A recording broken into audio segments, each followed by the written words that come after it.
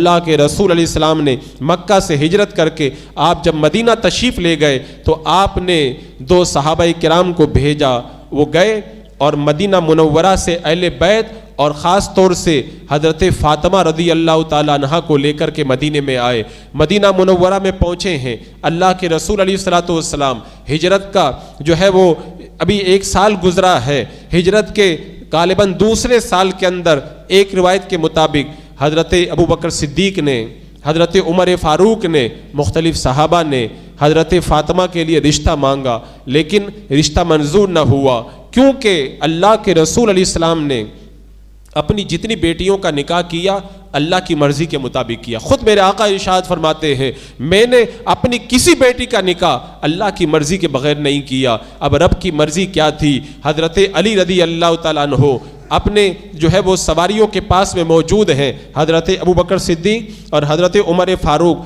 دونوں گئے اور جانے کے بعد میں کہا ہم نے اللہ کے رسول علیہ السلام سے خاتون جنت کا رشتہ مانگا تھا، لیکن اللہ کے رسول علیہ السلام نے ابھی کوئی جواب نہیں دیا۔ اے علی آپ رشتے کے بارے میں بات کر کے دیکھو، ہو سکتا ہے آپ کا رشتہ منظور ہو جائے۔ جب یہ بات آئی حضرت علی نے کہا کہ میرے پاس تو شادی کے لیے مال نہیں ہے۔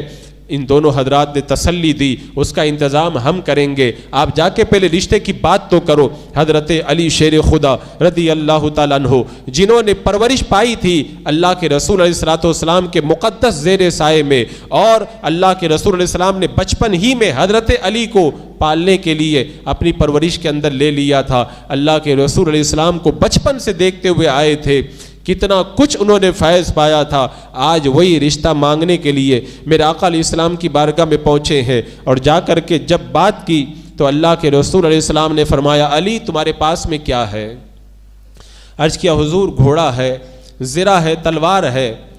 اللہ کے رسول علیہ السلام نے ارشاد فرمایا گھوڑا تمہارے جہاد میں کام آئے گا، تلوار تمہیں جہاد میں کام آئے گی، جاؤ اپنی زرہ کو بیچ دو اور سامان کرو، تم نکاح کا انتظام کرو، تمہارا رشتہ منظور کیا جاتا ہے۔ حضرت علی رضی اللہ تعالیٰ عنہ گئے، اپنی زرہ کو 480 درہم کے اندر بیچا، اور اس کے بعد میں نکاح کی تیاریاں شروع ہوئی، سامان جو ہے نکاح کا انتظام کیا جانے لگا۔ اللہ کے رسول صلی اللہ تعالیٰ علیہ وسلم اپنی بیٹی حضرت خاتون جنت کے پاس تشریف لے گئے اور کہا اے میری بیٹی میں تمہارا نکاح علی کے ساتھ کرنا چاہتا ہوں۔ حضرت خاتون جنت خاموش ہے اور آنکھوں میں آنسو ہے۔ اللہ کے رسول صلی اللہ تعالیٰ علیہ وسلم کی رضا یہ حضرت خاتون جنت کی رضا تھی۔ اللہ اکبر۔ جب نکاح کی مجلس سجی، اب آپ اندازہ لگائیں وہ کتنا پیارا مجمع ہوگا۔ بیٹی کس کی؟ ساری کائنات کے آقا کی بیٹی، اور خود خاتون جنت، اور ان کا شوہر یہ اولیاء کرام کا سردار۔ نکاح کا جو رشتہ جو ہے وہ کس کی طرف سے؟ اللہ تبارک و تعالیٰ کے حکم کے مطابق یہ رشتہ طے پایا، اور مجلس کے اندر موجود جگمگ کرتے وہ ہدایت کے سارے ستارے۔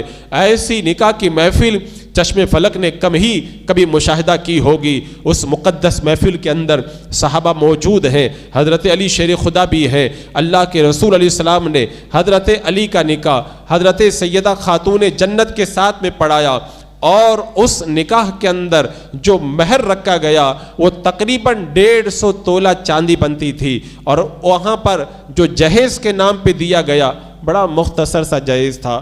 روایتوں سے یہ پتہ چلتا ہے کہ ایک چارپائی تھی، ایک گدا تھا جس میں روئی نہیں تھی بلکہ کھجور کے پتے بھرے ہوئے تھے، چھال بھری ہوئی تھی، 2 مٹکے تھے مٹی کے، مشکیزہ تھا، بس یہی مختصر سا سامان تھا جو اللہ کے رسول علیہ السلام نے اپنی اس بیٹی کے جہیز میں دیا تھا جس بیٹی کے قدموں پر ساری دنیا کی بیٹیاں قربان ہو جائیں، اور اللہ تبارک و تعالیٰ نے جسے ساری جنت کی عورتوں کا سردار بنایا ہو، اس مقدس خاتون کے نکاح کے وقت کے اندر یہ مختصر سا جہیز رکھا گیا۔ اب جب نکاح کی مجلس منعقد ہو گئی، حضرت علی کو میرے آقا نے حکم دیا کھجور لے کے آؤ، کچھ گھی لاؤ، پنیر لاؤ، اور اس کے بعد میں جب سارا سامان لے آئے حضرت علی، چمڑا بچھا دیا گیا، چمڑے کے اوپر پنیر، گھی، کھجور وغیرہ ڈال دیے گئے اور کہا علی جس کو تم ولیمہ کی دعوت کرنا چاہتے ہو سب کو بلا لو۔ اب سب صحابہ کرام آئے، حضرت علی کی رضی اللہ تعالیٰ عنہ کی طرف سے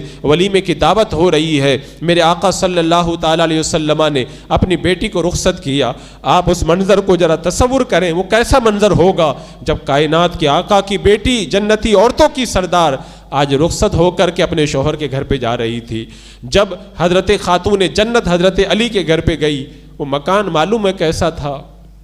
مٹی کا چھوٹا سا مکان تھا، ایک طرف مٹکا رکھا ہوا تھا، چمڑے کا بستر بچھا ہوا تھا، تلوار تھی اور بس وہی مختصر تھا وہ سامان تھا۔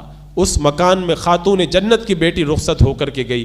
آج جب ہم اپنی بچیوں کا نکاح کرتے ہیں، ہم بڑے بڑے مالداروں کو تلاش کرتے ہیں، بڑے بڑے صاحب حیثیت لوگوں کو تلاش کرتے ہیں، دیکھتے ہیں اس کے پاس فلیٹ ہے کہ وہ چالی کے اندر رہتا ہے، ہم یہ دیکھتے ہیں کہ وہ سوسائٹی کے اندر کتنا بڑا امیر بن کر کے زندگی گزارتا ہے۔ اللہ کے رسول علیہ السلام نے جب حضرت علی کے ساتھ میں حضرت فاطمہ کا نکاح کیا تو میرے آقا نے کیا دیکھ کر کے نکاح کیا تھا وہ ابھی آپ کو پتہ چل جائے گا۔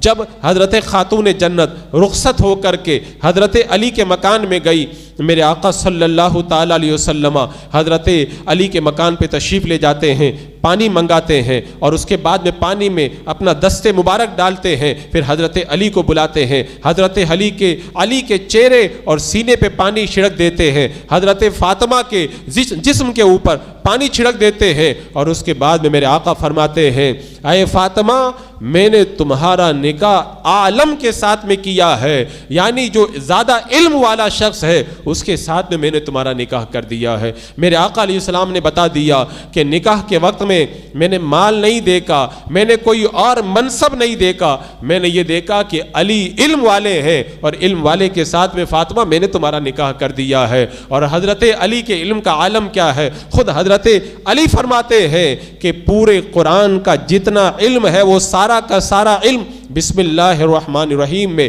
جمع کر دیا گیا ہے، اور بسم اللہ الرحمن الرحیم کا سارا علم بسم اللہ کی با میں جمع ہے، اور بسم اللہ کی با میں جتنا علم ہے وہ سارا بسم اللہ کی با کے نقطے میں ہے، اور میں بسم اللہ کی با کا وہی نقطہ ہوں۔ اللہ اکبر۔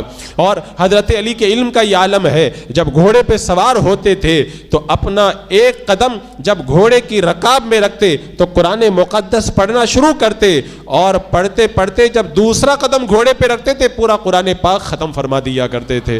اللہ کے رسول نے فرمایا میں علم کا شہر ہوں، علی اس کا دروازہ ہے۔ جب کوئی مشکل مسئلہ پیش آتا تھا تو اس کا حل علی کے پاس ملا کرتا تھا۔ اللہ کے رسول نے حضرت فاطمہ کے مکان پہ جا کر کے کہا تھا اے فاطمہ آج میں نے تمہارا نکاح اس کے ساتھ میں کیا ہے جو سب سے زیادہ علم والا ہے۔ اللہ اکبر۔ یہ تھا میرے آقا علیہ الصلوۃ والسلام کے نکاح کا تصور۔ عزیزان مکرم آج ہم بھی ذرا سوچیں، ہم جب نکاح کرتے تو ہم کیا دیکھتے ہیں؟ آج ضرورت اس بات کی ہے اس مقدس نکاح کو ہم اپنے ذہن میں رکھیں، ہم بھی جب نکاح کریں تو دیکھیں کہ وہ کتنا دین کا علم رکھتا ہے، وہ کتنا بڑا نمازی ہے، وہ کتنا سنتوں پہ عمل کرنے والا ہے، اس کا دین سے کتنا رشتہ مضبوط ہے۔ اگر تم ایسے کے ساتھ میں نکاح کرو گے تو یہ نکاح یہاں پہ تو ہوگا ہی، یہ جوڑا یہاں پہ بھی ساتھ میں رہے گا، جنت میں بھی ساتھ میں رہے گا۔ اور اگر تم نے کسی جو ہے وہ بے دین کے ساتھ نکاح کیا تو یہ تمہارا نکاح کیا ہوا منعقد بھی نہیں ہوگا، بے دین جہنم میں جائے گا، اور وہ ایک بہت بڑا وبال ہے جو تمہارے سر پر پڑے گا۔ اور اگر تم نے کسی سنی کے ساتھ بھی اگر نکاح کیا لیکن وہ دیندار نہیں ہے تو تمہاری بچی وہ سکون اس گھر میں نہیں پائے گی جو ایک دیندار گھرانے کے اندر بچی کو سکون ملا کرتا ہے۔ یہ خود ایک الگ مستقل عنوان ہے۔ اللہ کے رسول علیہ السلام نے اپنی مقدس شہزادی کا نکاح کیا۔ اب اللہ کے رسول علیہ السلام روزانہ اپنی بیٹی کے گھر جایا کرتے، لیکن مکان دور تھا۔ حضرت خاتون جنت کی تمنا تھی میں اللہ کے رسول کے قریب میں آ کر کے رہوں۔ اب حضرت خاتون جنت کو پتہ چلا حضرت حارثہ کے کچھ مکان ہیں وہ مسجد نبوی کے قریب میں ہے۔ اللہ کے رسول علیہ السلام کی بارگاہ میں خاتون جنت آئیں اور عرض کی یا رسول اللہ اگر آپ حارثہ سے کہہ دیں گے ایک مکان مجھے قریب میں مل جائے گا، میں روزانہ آپ کے قریب میں رہوں گی تو برابر آپ کا دیدار کرتی رہوں گی، ملاقات کرتی رہوں گی۔ میرے آقا نے ارشاد فرمایا بیٹی پہلے ہی بہت سارے غریب صحابہ کو حارثہ مکان دے چکے ہیں، اب میں ان کو نہیں کہہ سکتا، لیکن حضرت حارثہ کو جب پتہ چلا تو خود ہی حاضر ہوئے اور کہا یا رسول اللہ میری جان اور میرا مال تو سب آپ کی بارگاہ میں حاضر ہے، میں فاطمہ کے لیے اپنا مکان پیش کرتا ہوں۔ اب جب حضرت خاتون جنت قریب میں آ گئی تو روزانہ دیدار بھی ہو رہا ہے، ملاقات بھی ہو رہی ہے، اور اب یہ جو ازدواجی زندگی ہے کیسی زندگی تھی وہ ساری زندگی تو میں آپ کے سامنے نہیں رکھ سکتا، اس کی کچھ جھلکیاں آپ کے سامنے رکھتا ہوں۔ آج میاں بیوی بہت سارے جھگڑوں کے اندر مبتلا رہتے ہیں، اور خاص طور سے جو بڑا جھگڑا ہے ان کے درمیان وہ یہ ہے کہ شوہر مجھ کو یہ نہیں دلاتا، وہ نہیں دلاتا، میری یہ فرمائش پوری نہیں کرتا، وہ فرمائش پوری نہیں کرتا۔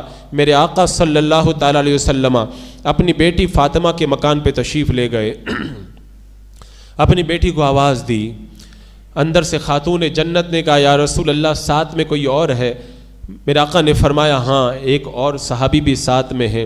خاتون جنت نے عرض کی یا رسول اللہ میرے پاس ایک ہی چادر ہے، میں ابھی پردہ نہیں کر سکتی، آپ ان کو اندر کیسے لے کر کے آئیں گے؟ میرے آقا علیہ السلام نے اپنی چادر اتار کر کے اندر عطا فرمائی، خاتون جنت نے پردہ کیا، میرے آقا علیہ السلام اندر تشریف لے گئے تو آپ نے دیکھا کہ خاتون جنت کے چہرے پر نقاہت کے آثار ہیں، بھوک کی وجہ سے چہرہ کچھ مرجھایا ہوا نظر آ رہا ہے۔ خاتون جنت نے عرض کی یا رسول اللہ میں نے کھانا نہیں کھایا ہے، تو اللہ کے رسول علیہ السلام نے ارشاد فرمایا میری بیٹی میں نے بھی 3 دن سے کھانا نہیں کھایا ہے، اور کہا کہ اگر میں چاہوں تو میرا پروردگار مجھے روزانہ کھانا دے، لیکن میں دنیا پر آخرت کو پسند کرتا ہوں۔